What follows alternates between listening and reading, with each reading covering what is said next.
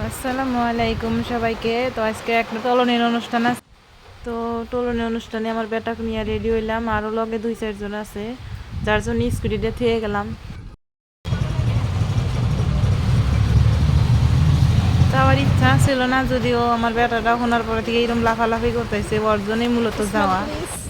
আরও কয়জনের জন্য আমরা সবাই বসে রয়েছি, অপেক্ষা করতেছি। তো ওরা আসার পরে আমরা কিবা গিফট একটা কিনা ফাইনালি ঢুকলাম। তো সবাই দেখেন শাড়ি আর মেখলা বেঁধে গেছে, মাত্র একলা আমি যে পাকিস্তানি বিন্দে গেছি, এই জন্য কিন্তু নিজেকে একলা একলা মনে হইতেছে। বোনটিটাকে আশীর্বাদ দিলাম সবাই মিলা। তো অল্প গল্প সল্প করতে আশীর্বাদ দেওয়ার পরে সেলফি উঠলাম।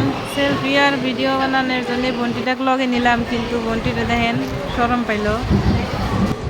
ভিডিও ফটোর লগে লগে পার্টির একটাই কি কাম, সেটা হচ্ছে খাওয়া দাওয়া। দেখেন আমার বেটাটা কত লাফালাফি করতেছে, ফুর্তি মানে সীমা হারা হয়ে গেছে একদম। তো খাওয়া দাওয়া শেষ করলাম, যেখানে খাওয়া চলো সেখানে খাইলাম। যে কোনো ধর্মেই যান, আপনার যেটা খাওয়া যায় সেটা খাইলে হইলো বাস। আর মিডিয়াতে দেখি খালি হিন্দু মুসলিম হিন্দু মুসলিম, কিন্তু বিশ্বাস করেন ছোটোর থেকে বড় হইলাম হিন্দুর মধ্যে কোনো দিন কোনো একটা প্রবলেম পাই নাই। বেস্ট ফ্রেন্ডগুলোও কিন্তু হিন্দু আছিল। মিডিয়ার কথা হই না কেউ উত্তেজিত হয় না, ওরা চাই যে আমরা উত্তেজিত হয়ে আঙ্গুরের মাঝে জানি ঝগড়া লাগে ওইটাই। আমরা ইন্ডিয়ার জাস্ট আঙ্গুরে হিন্দু মুসলিম ভাই ভাই এইটাই জানি। Tata, bye bye.